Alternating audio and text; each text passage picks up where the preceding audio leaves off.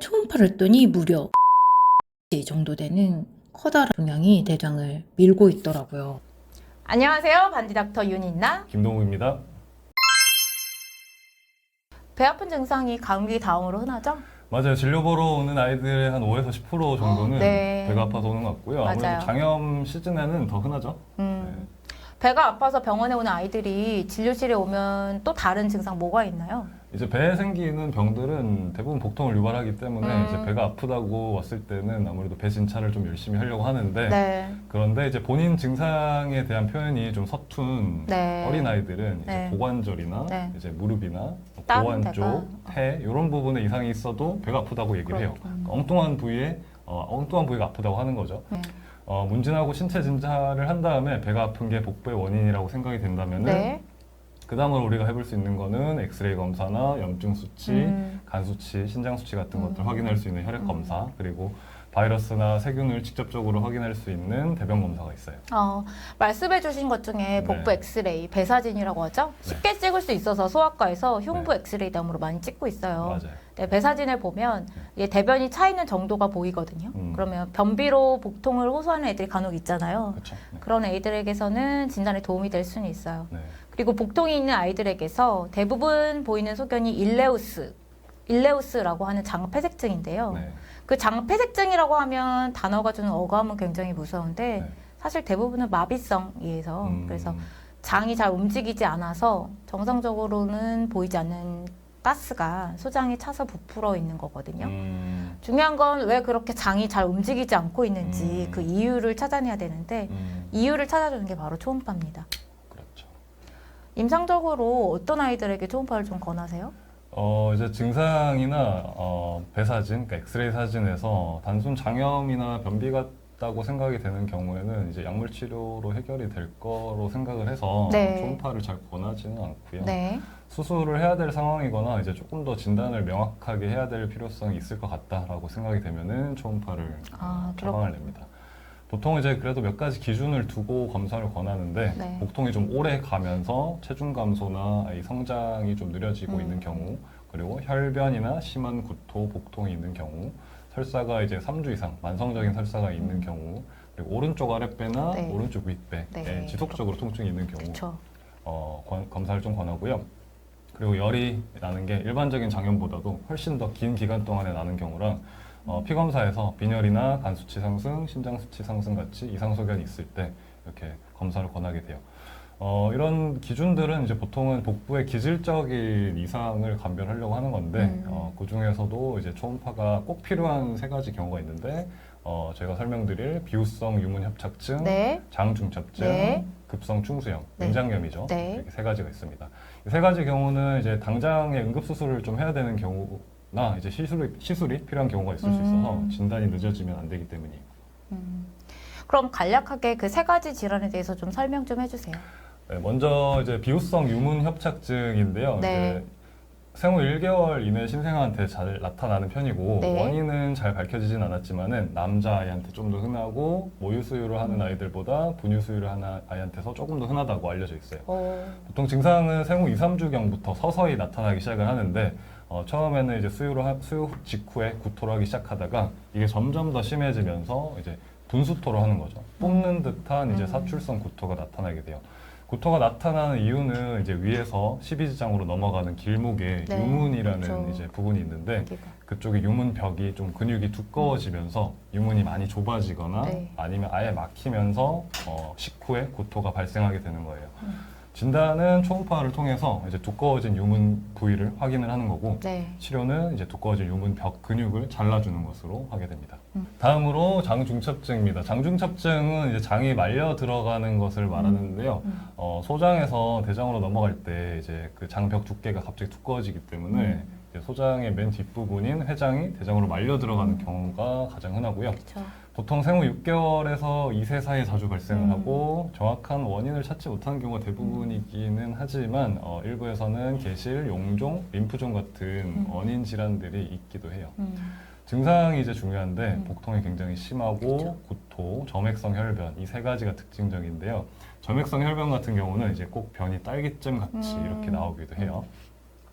진단은 복부 초음파로 하게 되고 치료는 이제 공기 또는 식염수 정복술이라는 것을 통해서 하게 되는데 항문을 통해서 공기나 식염수를 주입을 해줘서 이제 꼬인 장을 풀어주는 시술을 말하는 거예요. 이제 마지막으로 급성 충수염. 네. 네, 급성 충수염은 이제 맹장염이죠. 그쵸. 가장 많이 들어보신 질환이지 않을까 싶고요. 소장에서 대장으로 이어지는 부위에 이제 충수돌기라는 곳에 생기는 네. 염증인데 대부분 수술적 절제가 이제 필요한 이제 급성 복통이 생기고 2세 이하의 아이들한테서는 사실 흔하지는 않고요. 조금 더 큰 아이들한테서 많이 원인은 딱딱한 변 덩어리나 이물질, 충수 주의 염증 등으로 네. 인해서 충수가 막혀서 발생하게 되는 거고요. 증상은 이제 오른쪽 아랫배 통증, 구토, 식욕부진, 발열이 있을 수 있어요.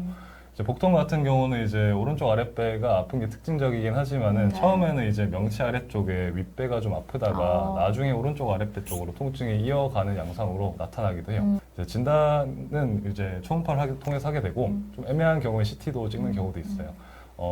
이제 진단이 되면은 이제 치료는 이제 수술적인 방법을 통해서 하게 네. 되고 염증이 너무 심해서 농양이 생긴 경우에는 이제 바로 수술을 하진 않고 항생제를 한 1, 2주 정도 쓰면서 염증을 네. 가라앉힌 뒤에 수술을 하기도 해요.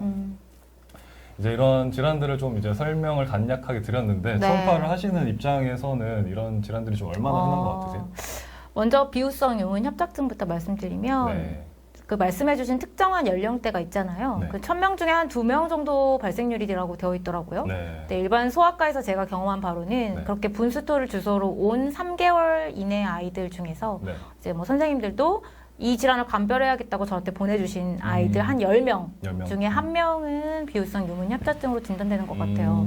이게 흔하지는 않지만 네. 이제 요즘 출생률도 되게 네. 적고 해서 아이들 자체가 흔하지 않아서 네. 그래도 매년 한두 명씩은 꼭 보거든요. 네. 그리고 당장에 응급수술은 아니지만 언젠가는 꼭 수술을 해야 되는 질환이잖아요. 맞아요. 네. 그래서 마음이 좀 아프고 일단 진단될 때 아이들이 너무 작은 아이들이기도 하지만 더 토하고 못 먹어서 더 작아요. 네. 그래서 마음이 좀 아프기도 해요. 네. 반면에 이제 장준차증이랑 네. 맹장염은 흔하죠. 네. 장준차증은 한 달에 한두 번씩은 꼭 있었어요. 있어요. 지금도 있고. 유행처럼 어떤 시기에 막 몰려와요. 네. 지금은 당직을 서진 않지만 네. 당직을 서던 전공의 시절에는 네. 이 장중첩증, 인투라고 하는데 장중첩증이 맞는 경우는 말씀해주신 것처럼 영상학과에서 이제 정복술을 하거든요. 네. 이제 병원마다는 다른데 제가 수련받았던 병원에서는 식염수 정복술을 했어요. 근데 이제 한 번에 풀릴 수도 있고 네. 여러 번 만에 성공을 할 수도 있는데 네. 여러 번을 해도 정복술에 실패를 하거나 네. 이미 말려 들어간 지 너무 오래 시간이 경과해서 장 천공이 돼서 복막염을 동반하는 경우에는 바로 수술이 필요할 수도 있어요. 골든타임이 중요하네요. 네, 그렇죠. 요즘 사실 근데 풀어줄 수 있는 병원이 또 많지가 많지 않아서 않아요. 줄었어요. 이제 좀 진단을 하게 되면은 마음이 좀 무겁고요. 급성 충수염 같은 경우는 좀 어떤가요? 사실 맹장염은 어린 아이들보다는 성인에서 더 네. 많아요. 네. 절대적인 빈도는. 네. 그래서 대학병원에서 응급실에서 찍는 CT 기준으로 보면 뭐 일주일에 몇 번씩도 있죠. 아이들은 워낙 복부 초음파를 많이 하잖아요. 네. 그래서 뭐라고 말하기는 어려운데 경험이랑 이제 논문 자료를 종합해 보면 복통으로 초음파를 하는 아이들 100명 중에 2명 정도는 맹장염이라고 그러더라고요. 적지 않잖아요. 흔하네요. 네. 제가 봤던 경우는 9살 남자아이였는데 배가 아파서 초음파를 했는데 맹장이 부어 있는 거예요. 그런데 그 부위를 프로브로 눌렀더니 애가 전혀 안 아프대요. 그러면 어디가 아파? 이랬더니 아픈 데가 없대요. 그래서 어머님께 여쭤봤더니 아까는 아파서 애가 떼굴떼굴 굴렀다는 거예요. 이런 경우가 있어요, 소아는. 근데 성인은 이런 경우가 없거든요. 네. 성인은 물론 정도의 차이는 있어도 네. 프루브로 그러니까 맹장염이 맞는데 프루브로 눌렀을 때 별로 안 아프다고는 할 수 있어도 아예 안 아프다고는 안 하거든요. 근데 확실히 애기들은 어려운 것 같아요. 증상도 너무 어려워요. 어렵죠. 네. 맞아요. 그리고 최근에 봤던 거는 이미 맹장염 수술을 한 지 10년이나 됐대요. 네. 젊은 성인이죠. 네. 10년 된 젊은 성인이고 네. 오른쪽 아랫배가 아파서 왔는데 맹장염을 의심 못했죠. 네. 왜냐면은 이미 맹장을 뗐으니까. 절제를 했으니까. 네. 근데 초음파를 봤는데 네. 잔존 충수라고 해서 맹장이 1.5cm 정도 남아 있는 거예요. 덜 떼낸 거네요. 그쵸. 덜 뗀 거죠. 그리고 거기에 염증이 있고 너무 심하고 터진 것 같더라고요. 이런 경우는 또 있으니까 네. 맹장염 수술을 했다고 해서 안심을 하면 또 안 되겠더라고요. 가능하면은 이제 적극적으로 초음파를 하는 게 중요하다. 있을 때 초음파로 진단 가능한 또 다른 질환은 어떤 것들이 있을까요? 그 외에 또 급성 개실염, 췌장염 이런 게 있어요. 네. 근데 췌장염은 그 췌장 주변에 물이 고여있지 않으면 사실 초기에는 정상으로도 볼 수 있어서 초음파로 진단하기는 좀 어렵더라고요. 네, 랩이 제일 중요한 것 같아요. 피 검사. 네. 그리고 급성 개실염은 꽤 흔해요. 막 맹장염처럼 오른쪽 아랫배가 아플 수 있거든요. 네. 그렇기 때문에 반드시 감별이 필요하죠. 그리고 아이들이 오른쪽 아랫배가 아픈데 맹장염도 아니고 장염도 아니고 개실염도 아니다. 이럴 때는 장감막 림프절염일 수 있잖아요. 맞아요. 그게 가장 흔한 것 같아요. 네. 그래서 성인보다는 주로 아이들에게서 나타나는 질환이고 네.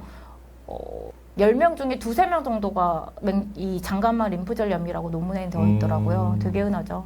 제 생각도 그런 것 같아요. 이제 뱃속에 감기처럼 지나가는 질환이기 맞아요. 때문에 네. 수술이 반드시 필요한 맹장염이랑 꼭 감별을 해야 하는 질환입니다. 네. 그런데 사실 복통으로 초음파를 했을 때 아이들에게서 가장 흔한 원인은 장염이에요. 네. 이제 초음파를 하기 전에 아이들에게 어디가 아프냐고 물어보면 네. 20명 중에 19명은 배꼽 주변을 이렇게 가리켜요. 그때 배를 보면 19명 중에 반 이상은 장에 염증이 있어요. 이게 장에 염증이 CT보다 초음파로 훨씬 잘 보이거든요. 그 외에도 흔하지 않은 상황들이 있어요. 네. 어떤 특정한 바이러스에 감염이 되었을 때 네. 간이랑 비장이 커지잖아요. 맞아요. 그럼 애들이 또 오른쪽 윗배, 막 왼쪽 아랫배 이런 식으로 다른 부위를 아프다고 하더라고요. EB 바이러스. 예, 맞아요. 네. 복통으로 온 초등학생 남자애가 있었는데 네. 초음파를 했더니 위 궤양이 보이더라고요. 저학년이었는데. 초음파에서 위궤양이 네, 보여요? 깜짝 놀랐어요. 네. 그러니까 뭐 스트레스를 받았겠죠? 그런 거 봐요. 요즘 아이들이 스트레스를 많이 그쵸. 받는 것 같아요. 그리고 정말 최근에는 복통으로 온 5살짜리 여자였어요. 먼저 복부 엑스레이를 봤는데 왼쪽 대장, 하행 결장이 오른쪽으로 밀려 있는 거예요. 2~3주간 계속 배가 조금씩 아프다고 했었대요. 그런데 초음파를 했더니 무려 17cm 정도 되는 커다란 거의 지방 조직으로 구성된 종양이 대장을 밀고 있더라고요.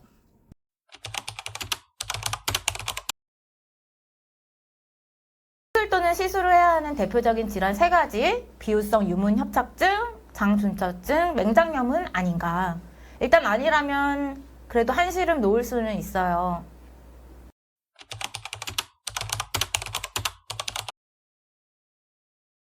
초음파가 끝난 후에 장염입니다 라고 했다면 대부분은 추적 관찰을 안 하죠. 네, 맞습니다. 네. 심한 C. difficile 네. 같은 경우나 세균성 장염증에는 염증이 정말 심한 경우들이 있거든요. 그런 경우는 임상적으로도 더 안 좋아졌거나 네. 그럼 며칠 뒤 다시 초음파로 추적 관찰을 하기도 하고 네. CT를 찍어보기도 하기도 해요. 네.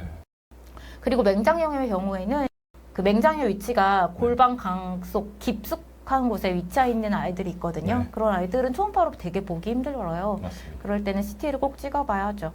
그리고 복부 초음파를 하다 보면 우연히 다른 소견들이 발견되는 경우가 많거든요.